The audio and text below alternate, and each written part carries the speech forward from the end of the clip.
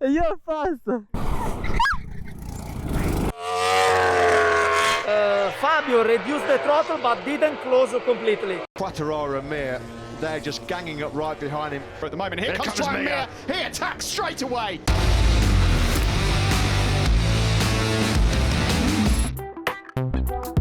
This week we're still in Emilia Romagna for the 8th round of the MotoGP Championship. Does anyone dare predict the result?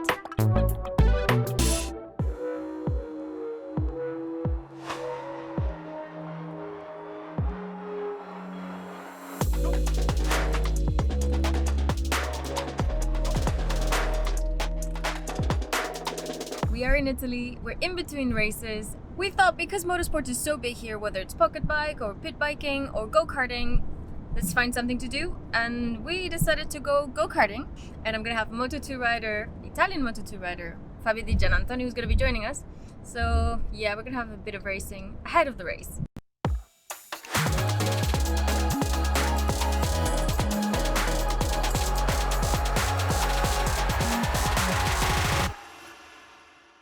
Hello. So who's coming with you for this challenge? My friends, Fabio. Sparisotto. Hi Fabio. Hi. And another my friend that is still sleeping a lot. So shall we go inside? Yeah, ready? Let's go. Let's go. I've been here a lot of time ago when I was so young with the pocket bikes. I started more or less here. You know, growing up, you just start to ride in different circuits, you know, bigger circuits. But here it's always nice to have a ride with the little motorcycles, also the karts. It's nice. Because I know the big boss and he can sort of, remotely control the electronics of the actual carts.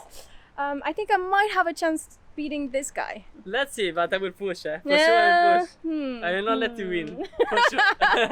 Okay, let's do this. Let's get ready. Vamos, piloto. Let's do this challenge with Vanessa and my friends. Warming up the tires, yeah. I feel a true Formula 1 racer. I didn't know that she was so fast like this. I'm using every inches of this track. What were you saying, Fabio? You're fast. Riders saying I am fast? Yeah. You're You struggle to overtake me a little bit, a lot. A little bit. To do a clean overtake, impossible. Good. Well, that was just a warm up. I'm sweating. Yes. More than a Moto2 session. Okay, so now we're gonna check out the times, and then that's gonna be our starting grid with the boys. 3, 2, 1. Here it is. And here we go. Fabio, looking back, that's not a good idea, Fabio. Let's go. So since he's a rider, I'm gonna try to follow his line because he knows best. But I can't fall asleep because there's two other guys behind me who definitely want to overtake me. He's opening again, but I'm sliding all over the place. Oh boy. Did he wait?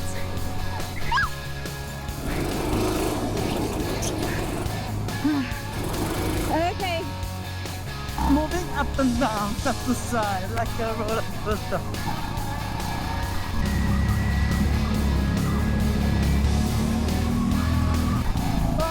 I lost traction.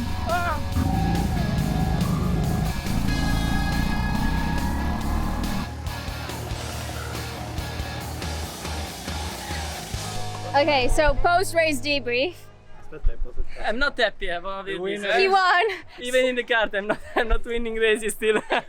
This is going to be the second weekend in a row we have the actual fans at the track. Finally, we have the fans on the stand. As a rider, you ride and you feel the power of the fan, you know? The fans, yeah. So it's nice to do also a good job in front of someone, you know? I know, and you also have the big screens, because I know riders use the big screens. A lot.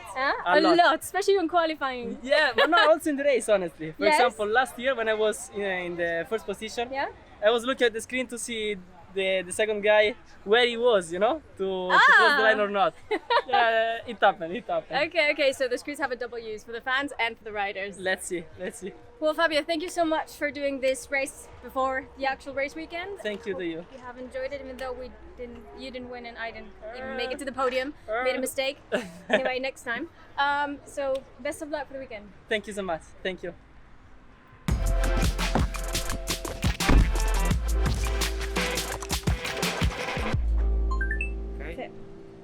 With so many changes already confirmed for 2021, we thought it would be a good idea to do a catch-up on who's going where for next season. So let's begin with the reigning world champion Marc Marquez's team, with the Repsol Honda team. Marc has confirmed that he will be staying with the Japanese team until the end of 2024, but his teammate will be changing. It will no longer be Alex Marquez, it will be Pol Espargaro joining him for the next 2 seasons. Alex Marquez will be joining the LCR Honda team, but we don't know yet who will be his teammate for the 2021 season. For the Yamaha factory team, it's the end of an era since Valentino Rossi will no longer be in the team for 2021. Instead, we would have the young Frenchman Fabio Quartararo joining the team alongside Maverick Viñales. With Fabio Quartararo moving up to the Yamaha factory team, his spot needs to be filled, and it has been rumored that it's going to be Valentino Rossi who's going to fill in for him. Yeah, we can only assume that's going to be happening, and that he will be riding alongside Franco Morbidelli in 2021. So the Red Bull KTM factory team, we currently have Pol Espargaro and Brad Binder, but in 2021, Pol will no longer be in the team, and it will be Miguel Oliveira who moves up from the Tech 3 team up to the Red Bull KTM factory team. In the Red Bull KTM Tech 3 team, we currently have Miguel Oliveira and Iker Lecuona, and in 2021, Iker Lecuona will remain in the team, and alongside him, we will have Italian rider Danilo Petrucci. The Aprilia Racing team currently has Aleix Espargaro and Bradley Smith in the team, and Aleix Espargaro is set to continue in the 2021 season, but we don't know yet who is going to be alongside him in the pit box for 2021. A few riders have been linked to that second seat in the Aprilia team. One of them is Cal Crutchlow and the other one is Andrea Dovizioso, but we don't know yet who will be Aleix's teammate. The Suzuki XR team is the only team in the paddock that will be keeping their riders for the next 2 seasons, so Alex Rins and John Mir will be staying with the team until the end of 2022. The Ducati factory team have confirmed that Australian rider Jack Miller will be riding for them in 2021, but we don't know yet who will be replacing Andrea Dovizioso, who has also let us know on social media that he is still currently unemployed for 2021. So there are 2 men up for his job for the next season, which are Pecco Bagnaia and John Zarco. For the Pramac Racing team, there has been a rumor that Jorge Martin might step up from the Moto2 class to the MotoGP and join the team. But there's also the possibility that John Zarco, if he doesn't make it to the factory team, he might go into the Pramac team. So for right now, it's pretty much unknown what's going to happen with the team. The Sponsorama team normally have Tito Rabat confirmed until the end of 2021, but there are rumors that instead of him, we might see Luca Marini step up from Moto2 to MotoGP alongside Enea Bastianini. So as you can see, there's a lot of things that could still change for the 2021 season, so we'll have to, keep an eye on what happens with those seats that are still up for grabs. Baby girl, come on,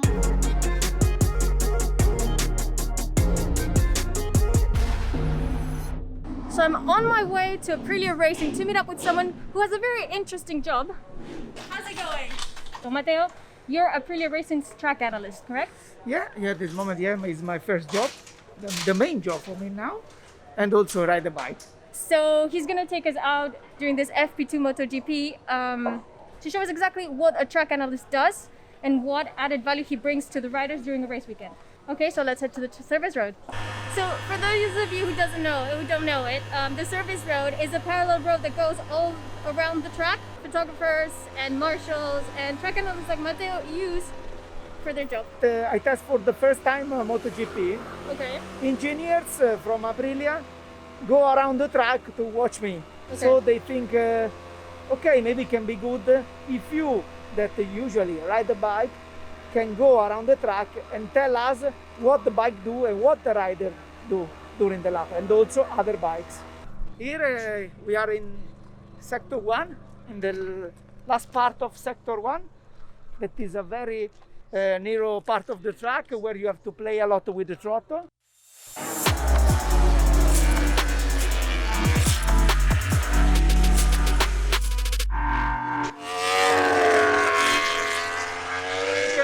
That Fabio reduced the throttle but didn't close completely, so can be a good information for us. Sometimes also no, maybe it's the best part of also for Yamaha, but we have to take the best also for the other one to improve ourselves.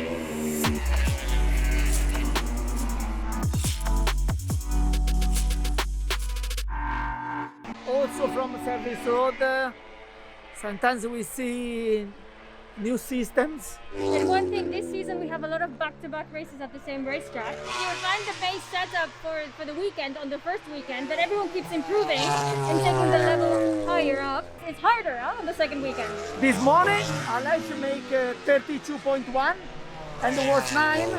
Last weekend, same session, 32.1 was pole position. So 1 week later, with the same lap time that 1 week was first, this morning was 9. It's a very strange season, but very interesting. Also for me that I watch from outside, I can't predict nothing. So, for example, at the end of this MotoGP free practice session, do you debrief first with the engineers or with the riders or all together? After the session, I will immediately go to the garage, open my computer, and write email to the engineers about what I can see from the track, just before the riders talk. And after we compare my comment with the riders' comment and with the data that the engineers say. So the session is over and we're now heading back to the paddock so that Matteo can type his report for the engineers and the riders to contrast. See you in the paddock.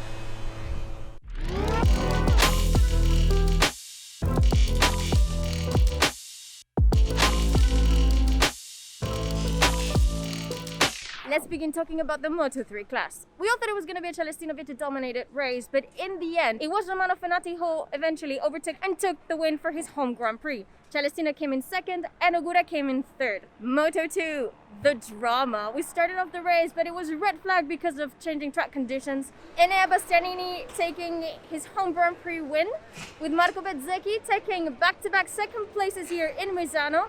And with Sam Lowes being back on the podium, it's been 2 Italians on that first step of the podium for both Moto3 and Moto2. Can that be also the case for the MotoGP race? Let's find out. Away we go. Brilliant start from Jack Miller. Pecco Bagnaia's got his on rails and he flies through. Who's gone down? It's Pecco Bagnaia! No! The race leader is down! In terms of Here time. comes Fabio at the He's final go- corner. Oh, it's That's going to be close. tight.